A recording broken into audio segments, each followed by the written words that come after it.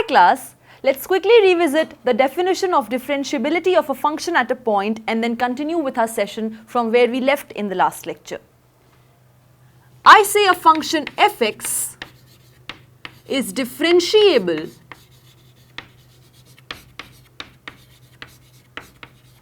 at a point x equals a of its domain when limit x tends to a fx minus f of a upon x minus a exists finitely, right? And then we said this limit existing means this limit existing from the left of a and this limit existing from the right of a, and both of them are equal to the same number, which is this, right? And therefore, alternatively we define left hand derivative of f at a. What was that? Limit x tends to a from the negative f of a minus h minus f of a whole upon a minus h minus a, and then we replace x tends to a from the negative from h by h tends to 0.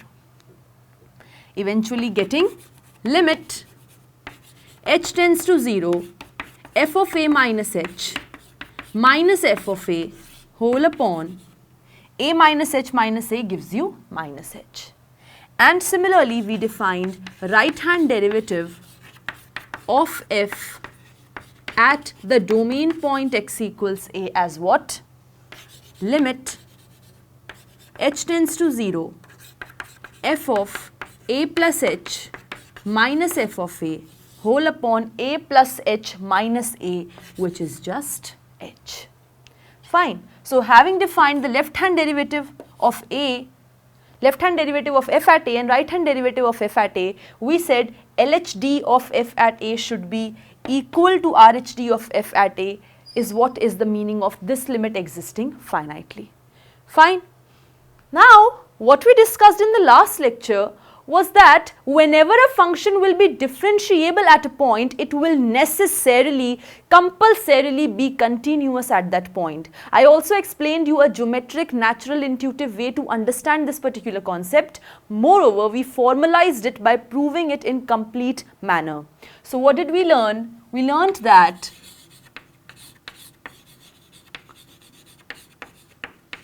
differentiability at a point implies continuity at that point.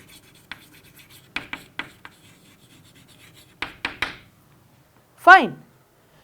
Once we had understood this by formalizing a proof of this, in fact understanding it in geometric sense, because when you say differentiability at a point, you need chords to be existing on the left hand side of that point or on the right hand side of that point on the curve. For chords to exist on the left hand side and right hand side of the point at which tangent you wish to show is existing, curve should exist on both sides of that point, which implies continuity at that point. That means there is no break.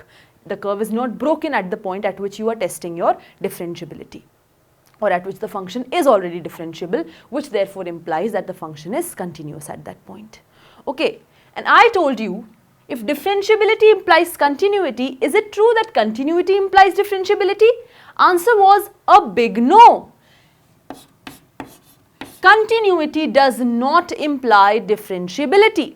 A function may be continuous at a point but may fail to be differentiable at the same point.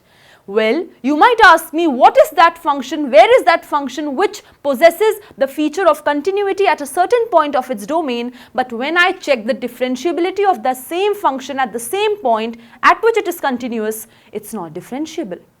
That means corresponding to that point, the curve is unbroken, there is no break, there is no hole, there is no gap. A continuous form is there in the curve corresponding to the point, suppose A, of the domain. But when I go and see corresponding to the point A at the point A comma f of A in the graph of the function f, I cannot draw a unique tangent. Yes, either there are infinitely many tangents to be drawn, right? That means somehow there is a corner point in the graph corresponding to the point A. Okay, that is why the function is continuous at that point but not differentiable. Well, the example of such a function is fx equals mod x for all x belonging to R. This function is continuous. This function is continuous at x equals 0 point of its domain but not differentiable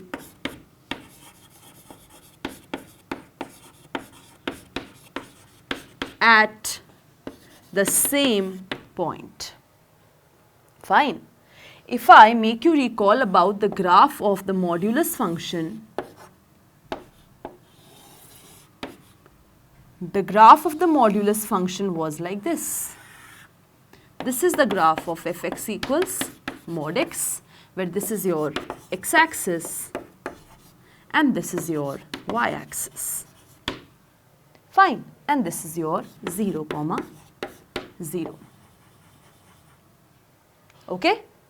If this is fx equals mod x graph, you can see there is one corner point in the graph. The corner point is this. Corresponding to the point 0 in the domain, 0 comma f of 0, which is 0 comma 0 is a corner point in the graph of, in the curve of y equals mod x. Definitely at this point infinitely many tangents can be drawn to the curve y equals mod x. That means function is not differentiable at 0. But if I talk about the hole or a gap or a break in the graph of the function, there is no break. I can take my pencil, in one go I can complete the drawing of this graph. I will not have to pick up my pencil in way between in order to complete the drawing of the graph. Because there is no hole, no gap, no break, it's an undisturbed graph, completely continuously drawn. That means it is continuous, but because there is a corner point, that's why it's not differentiable at the point 0. So that's why it's written the function is continuous at 0 but not differentiable at 0, because corresponding to 0, 0 comma 0 point in the curve, over there the function is continuous, there is no break, no hole, no gap.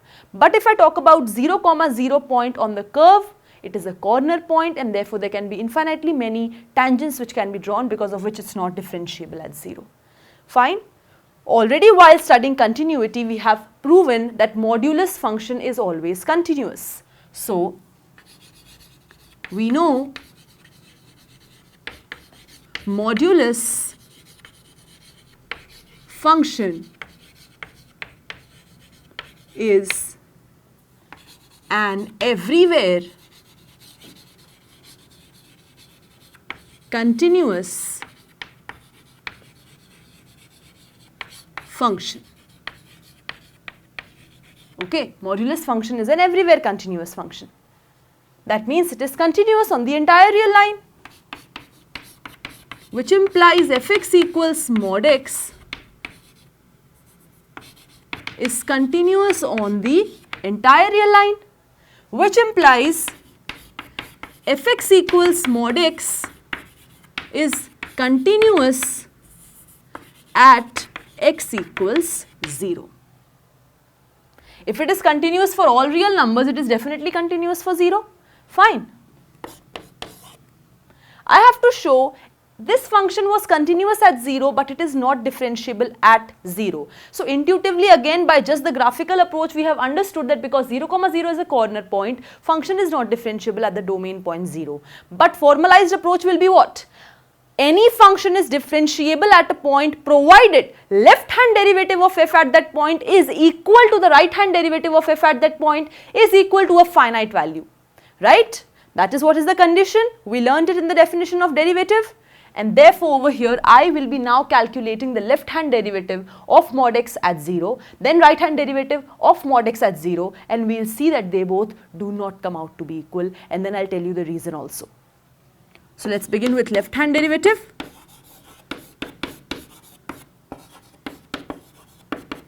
Left hand derivative of fx at x equals 0 will be what? Limit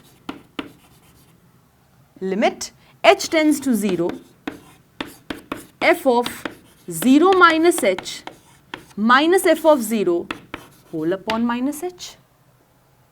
Right? Just see. H tends to 0, f of a minus h minus f of a whole upon minus h. Here my a is 0, so limit h tends to 0, f of 0 minus h minus f of 0 whole upon minus h. Right? If fx is equals to mod x, f of minus h, this is minus h only. I can write it as limit h tends to 0, f of minus h minus f of 0 upon minus h. F of x is mod x, so f of minus h is what? Limit h tends to 0, f of minus h is mod of minus h minus f of 0 is mod of 0 upon minus h. How does mod x function behave? Whenever you are in the negative side of the real line, f of x is minus x, right? So over here, f of or mod of minus h is minus of minus h. Why? Because h is positive. H is positive, minus h is negative. So mod of a negative number is minus of that number. So minus h is negative. So mod of minus h is minus of minus h, which is h. H minus mod 0 is 0. You know f of 0 is 0, mod 0 is 0, whole upon minus h. This is what? What will this become? This is limit h tends to 0, h upon minus h. Because h is positive, I can cancel these h and I am going to be left with limit h tends to 0 minus 1, which is minus 1, because constant function is continuous. Limit of a constant function at any point is the same function, which is minus 1, the same constant.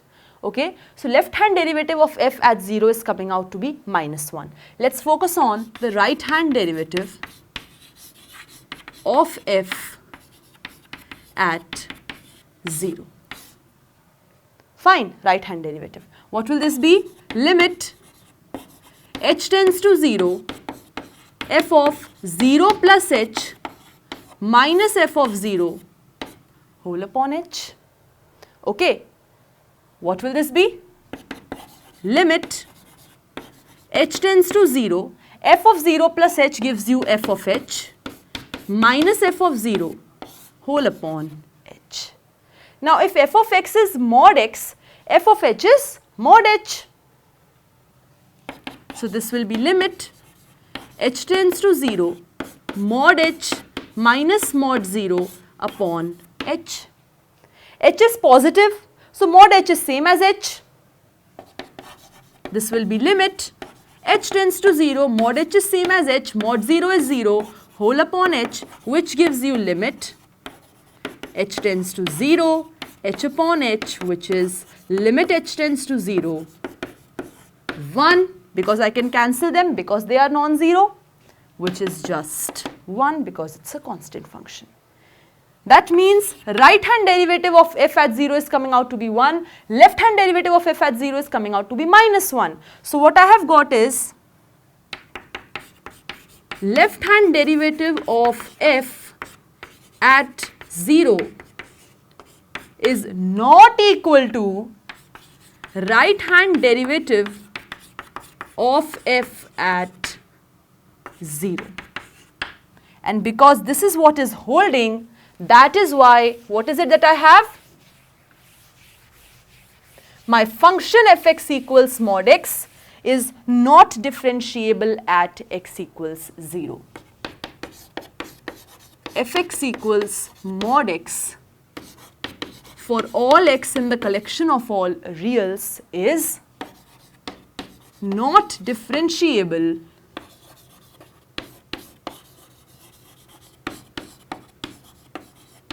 at x equals 0. Fine. Now over here we had proved that my function fx equals mod x was continuous at x equals 0. But we have landed in the proof and the conclusion that fx equals mod x is not differentiable at x equals 0. By 1 and 2, the result is proved that continuity need not imply differentiability. Understood? Why did this happen? See, what is tangent, or what is, I should say, differentiability meaning? This is my y equals mod x graph. Fine. What is this line? If I try to focus on just this line, what is this line? This is y equals x and this is y equals minus x. Right? This is y equals x, y equals minus x for all non-negative reals here and for all negative reals here. Okay. What is the meaning of differentiable? Function is differentiable at the point 0. That means the derivative of f at 0 will be equal to the slope of the unique tangent at 0. Right? This is one tangent which can be drawn at 0.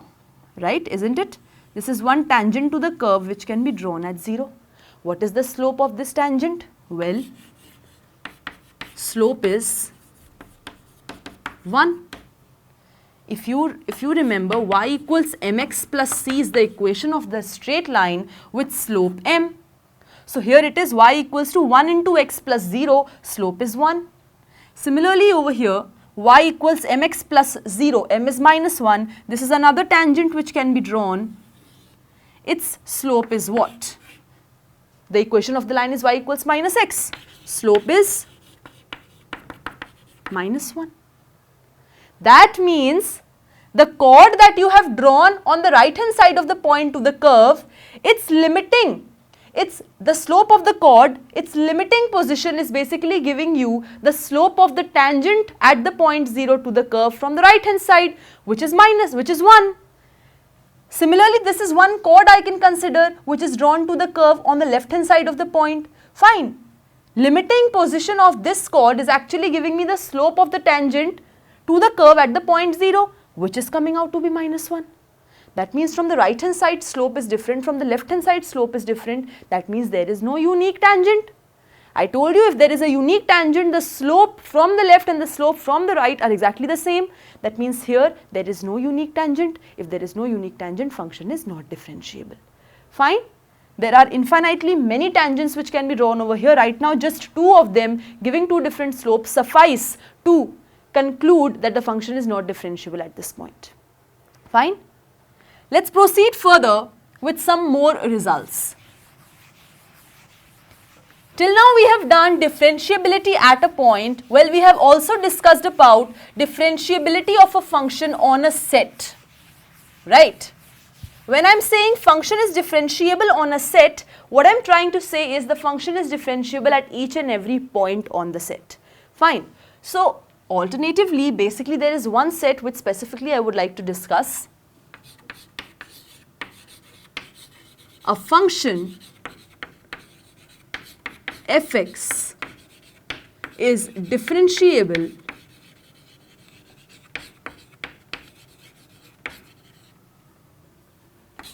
on closed interval a comma b. A function is differentiable on closed interval a comma b. Now see, why is there a problem over here? Obviously, let me write the statement, then I'll explain you the meaning of the statement. A function fx is differentiable on AB when fx is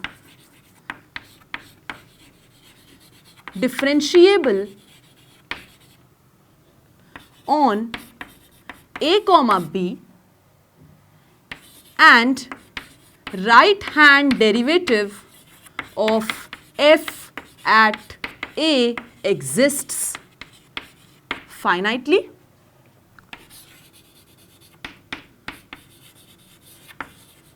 And left hand derivative of f at b exists finitely. Fine. Now, one thing which you have to recall about differentiability is when a function is differentiable at a point, curve should exist on both sides of the point, right? First question is giving you the value of f, x is not equal to a, the value which should be assigned to f at x equals a so that it is continuous everywhere. Okay, so for it to be continuous, what do we need?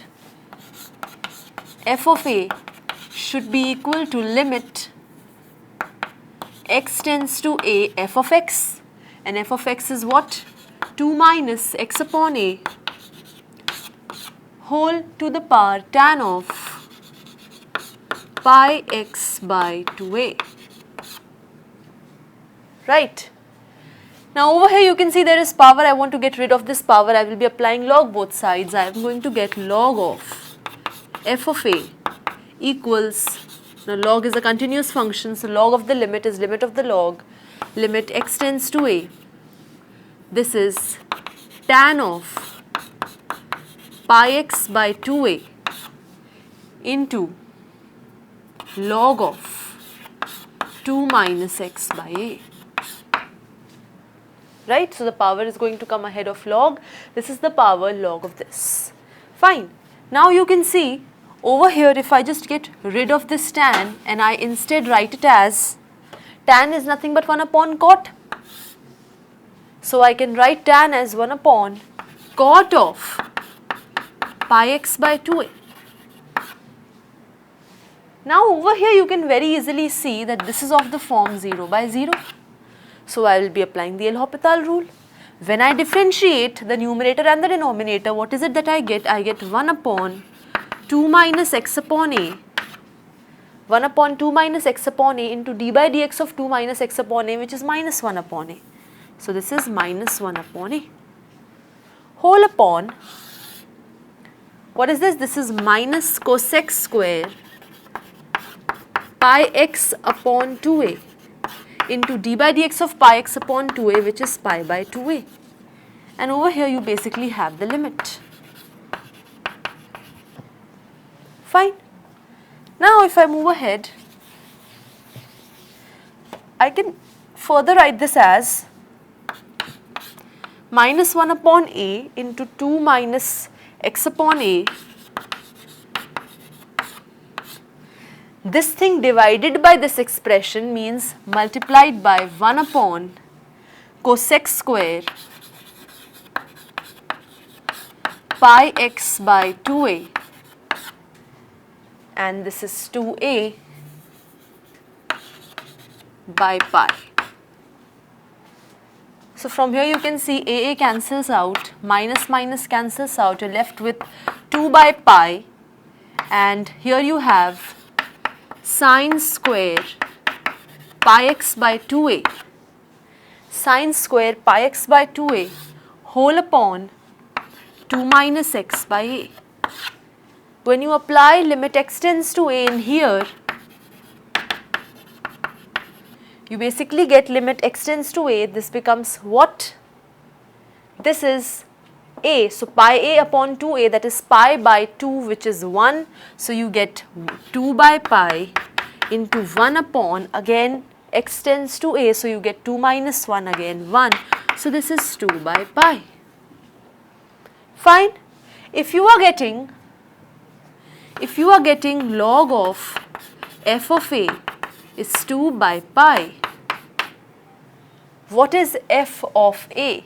It is e to the power 2 by pi, right? Because if you take exponential, you basically get e to the power 2 by pi, and here you are left with f of a. Fine. So f of a turns out to be e to the power 2 by pi. Let's look at the next question. In the next question, what is it that we are going to have? Let's see. Okay. So the next question says ax cube plus x square minus a plus 2x plus a whole upon x minus 2. Let's talk about this question now. It is saying this is continuous at x equals 2 then. Now the moment I am saying this is continuous at x equals 2, that means limit x tends to 2, f of x is equal to f of 2. Limit x tends to 2, f of x to be equal to f of 2, that means this limit is existing, right? For this limit to exist, limit x tends to 2, this particular expression's limit is existing as x approaches 2. For this to exist, definitely x minus 2 should be a factor of the numerator, right? X minus 2 is a factor of ax cube plus x square minus a plus 2x plus a. Factor of this means 2 is a 0 of this. That means in place of x, if I put 2, I am getting 0, right? So you get 8a plus 4 minus 2a minus 4 plus a is 0. Minus 4 plus 4 cancels. You are left with 8a minus 2a, that is 6a, 6a plus a, that is 7a is 0, or I can say a has to be 0 for this function to be continuous at x equals 2. Fine.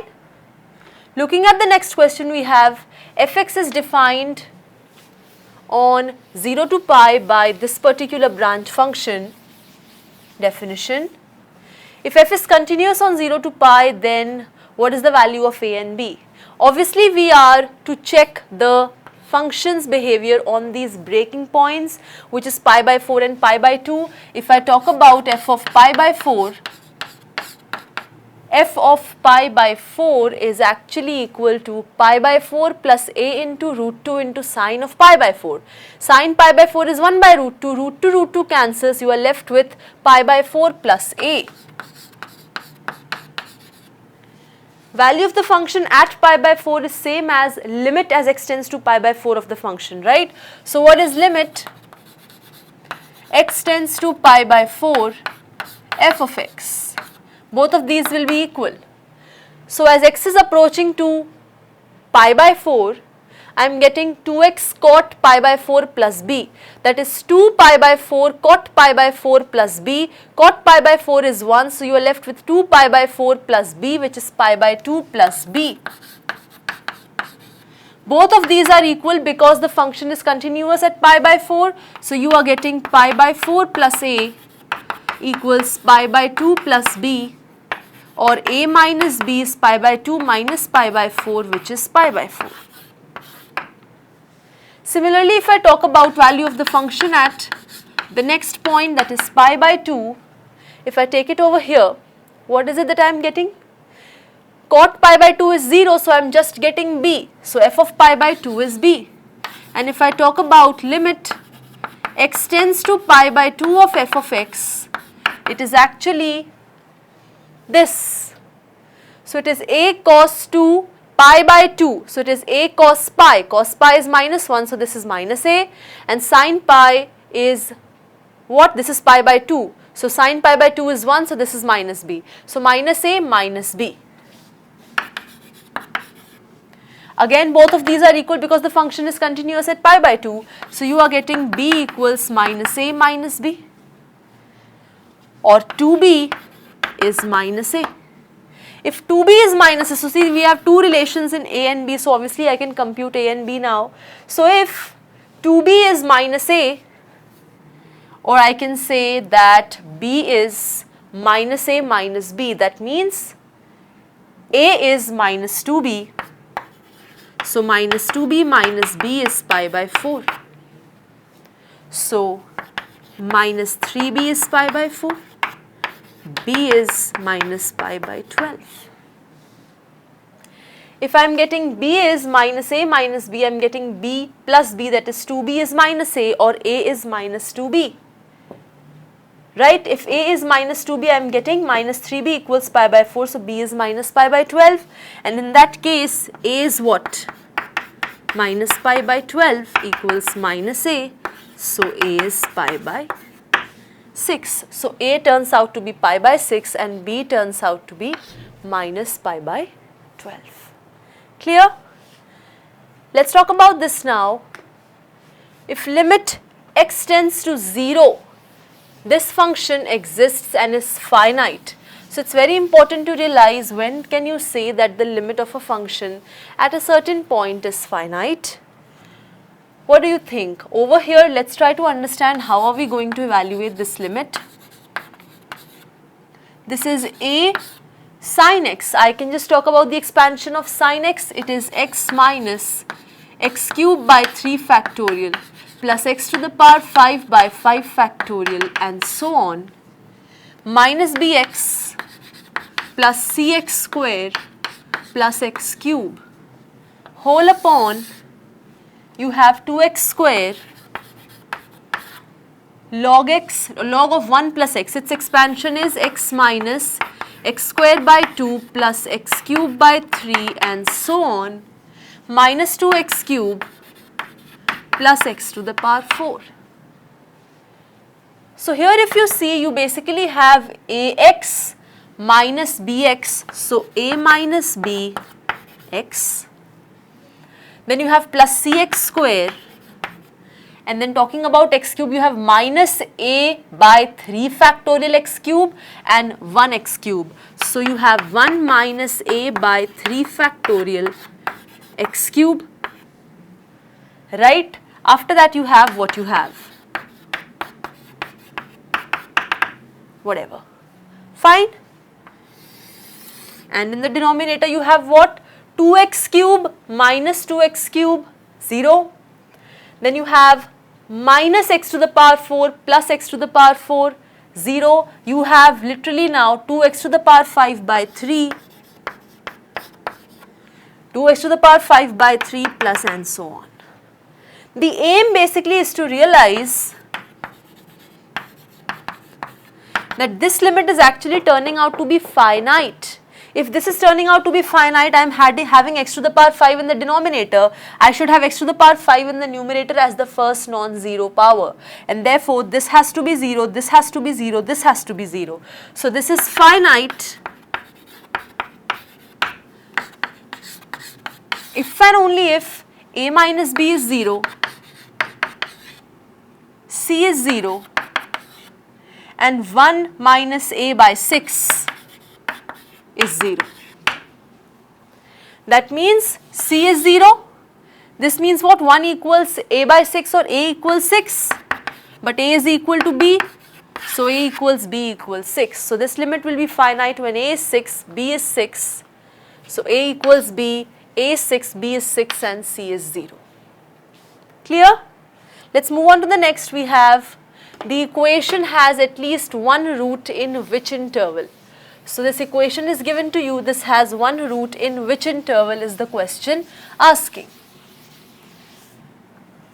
Okay, if I talk about this function sin x minus x plus 1, if I take that as f of x,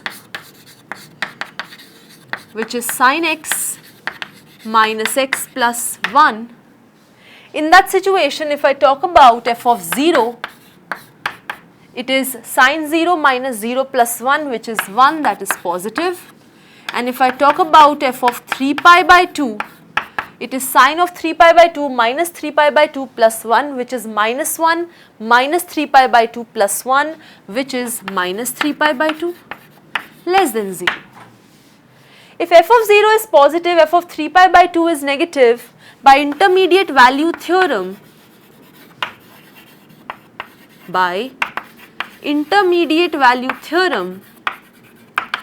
what is it that is true is there exists some alpha belonging to 0 to 3 pi by 2 such that f of alpha is 0. That means yes, there is a root existing of this function in 0 comma 3 pi by 2. So corresponding to A, you are going to shade R. Similarly, if I talk about B, you are going to see if you take this as your function f of x, then f of minus 2 will be positive and f of 1 by 2 will be negative, and therefore by again intermediate value theorem there exists a root of this function in this interval. So corresponding to P, you will be shading P. If I talk about the third one, if you take this as your function, in that situation if you take this as your function, you basically are going to get that function at -2 will be giving you a negative answer, and at 2 it will be giving you a positive answer. Sign change is happening, and therefore in this interval definitely there will be a point where this function will be cutting the x-axis, and that is going to give you the root of this function. So corresponding to C you will be shading S, and similarly corresponding to D it will be this interval, because at 0 this is negative, at 1 this is positive, so somewhere in between it will be 0 definitely. So a root is existing in this interval, that is Q. Continuous use of the intermediate value theorem, nothing else. Then you have for f to be continuous, f of 0, for f to be continuous, f of 0 is given by what?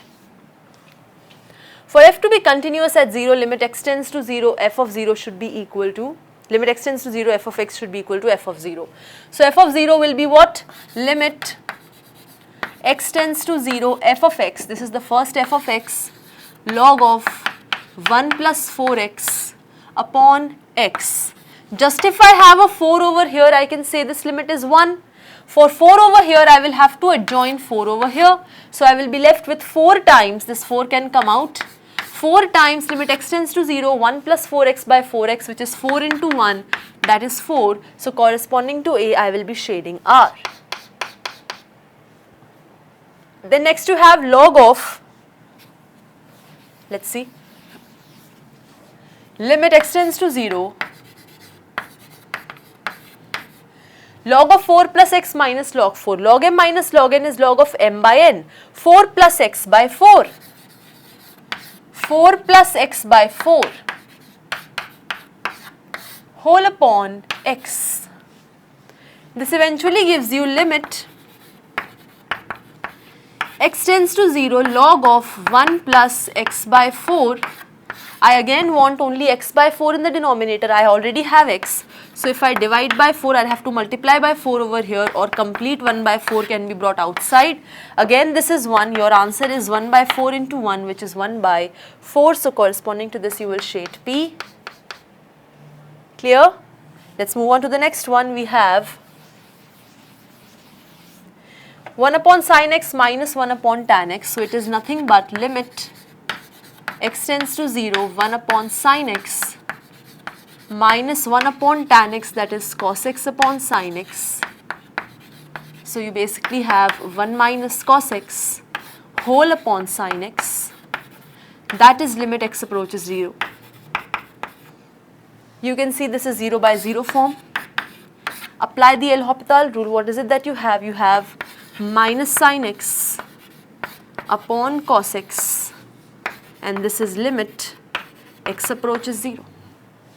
And this comes out to be nothing but 0, so you shade Q.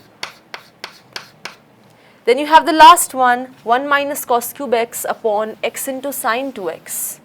Let's see. 1 minus cos cube x, a cube minus b cube. 1 minus cos x, 1 plus cos x plus cos square x whole upon x into sin 2x. Now I know sin 2x by 2x is 1 as x approaches 0. So I want 2x over here, so I will be multiplying also by 2x. This is going to become 2x square.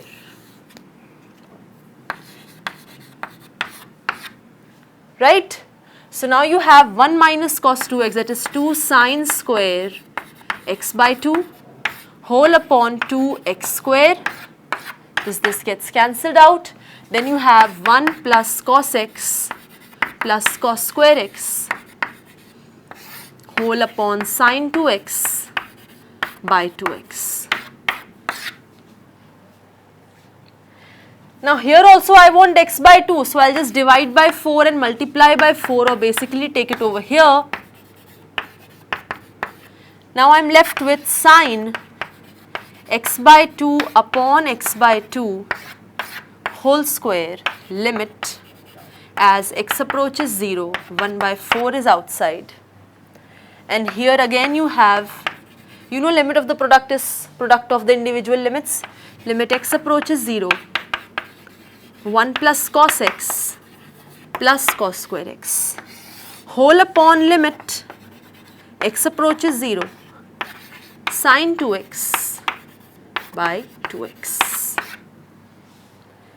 Very easy. This is 1, this is 1, this is 1 plus 1 plus 1, 3. So 1 by 4 into 1 into 3 by 1, that is 3 by 4. So our answer is S. Fine. Let's move on to the next one. We have, this is my statement given to me. It says that limit of this expression is 100. Okay. And statement 2 says a general very description that if px and qx are polynomials of same degree, then limit x tends to infinity px by qx is the limit x tends to infinity leading coefficient of px upon leading coefficient of qx. Let's talk about general two polynomials of same degree px and qx. An x to the power n plus an minus 1 x to the power n minus 1 plus and so on a naught, or let me take this as a naught, this as a1 and so on, this as an, and qx again I am taking as b naught x to the power n plus b1 x to the power n minus 1 plus and so on bn. If I talk about px by qx, what happens? I can take out x to the power n common. When you take out x to the power n common, what are you left with? A naught plus a1 by x plus a2 by x square plus and so on an upon x to the power n. Similarly, from the denominator also, when you take out x to the power n common, you are left with b naught plus b1 by x plus b2 by x square plus and so on bn by x to the power n. Okay. So when you apply limit x tends to infinity in here, what you are left with is, this gets cancelled, limit x tends to infinity, this becomes 0, 0, 0, 0, 0, 0, you are just left with a naught by b naught. And a naught is leading coefficient of p, b naught is leading coefficient of q. So yes, limit x tends to infinity px by qx when p and q are polynomials of same degree is leading coefficient of px upon leading coefficient of qx. So yes, statement 2 is very much true. Now using statement 2, if you go above, the numerator you can see is actually playing the role of px. It is a polynomial of degree 10 with leading coefficient 100. And this is playing the role of qx, it's a polynomial again of degree 10 with leading coefficient 1. So both are polynomials of the same degree 10, leading coefficient of px is 100, leading coefficient of qx is 1. So 100 upon 1 is the answer, which is 100. So yes, statement 1 and statement 2 both are true, and statement 2 is actually giving the correct implication for statement 1. So statement 1 is true, statement 2 is true, and statement 2 is correct explanation for statement 1. Clear? Let's move on to the next question. We have the value of 1 by 32 times f of 0 for which fx is continuous is what? Let's see. Here I am saying f of 0 will be limit, this is f of 0's value we are evaluating, limit x tends to 0 f of x. F of x is 512, so 512 straight away will come out. You are left with under root x plus 4 minus 2 whole upon sine 2x. Fine. Here what you can do is, just to solve, you can rationalize.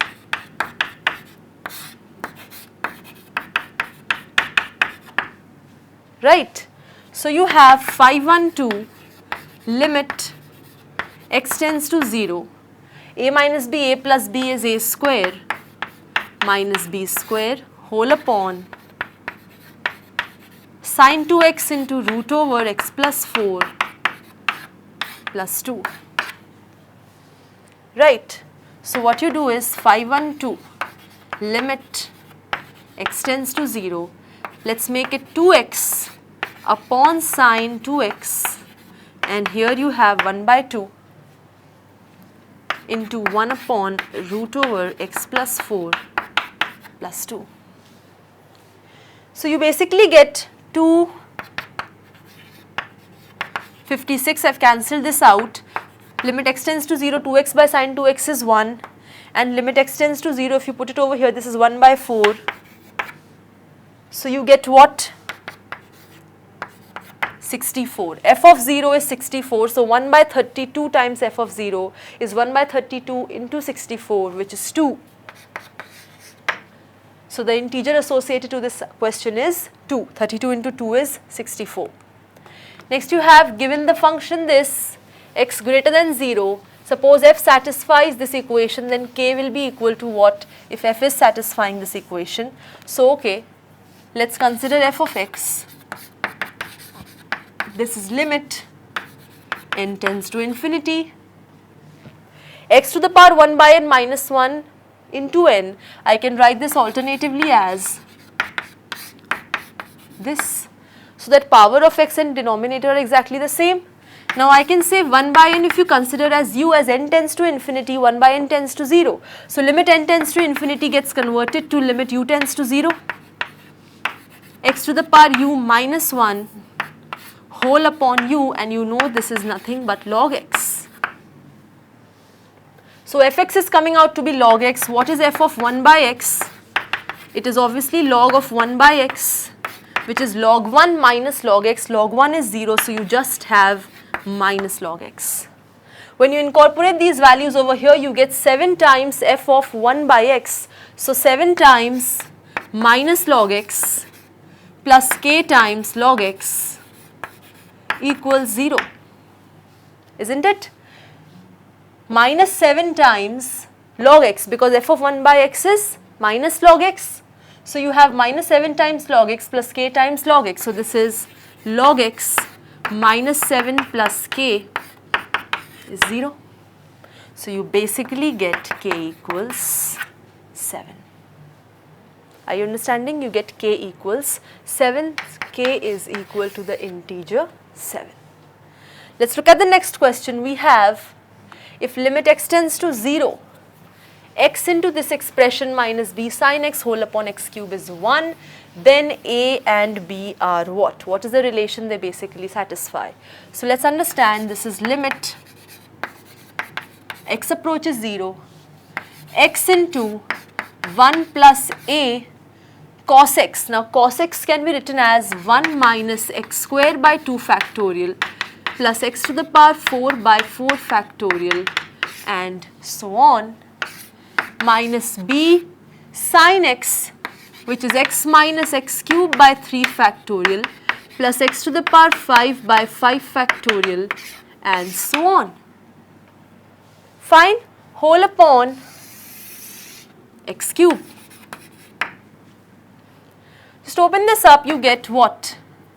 X is outside, 1 plus a minus ax square by 2 factorial plus ax to the power 4 by 4 factorial and so on. So x is only multiplied by this, minus bx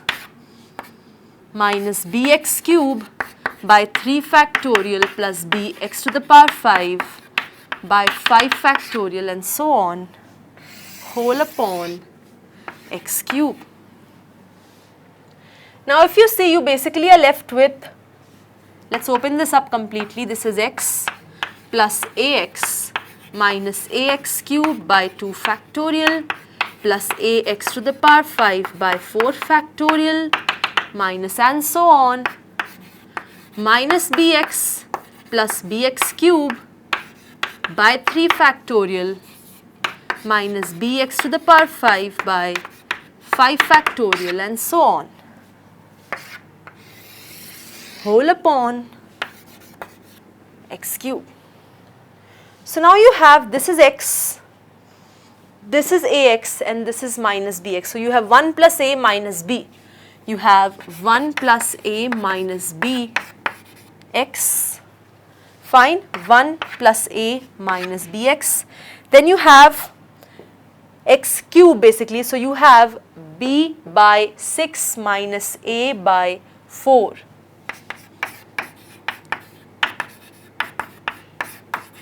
x cube you have.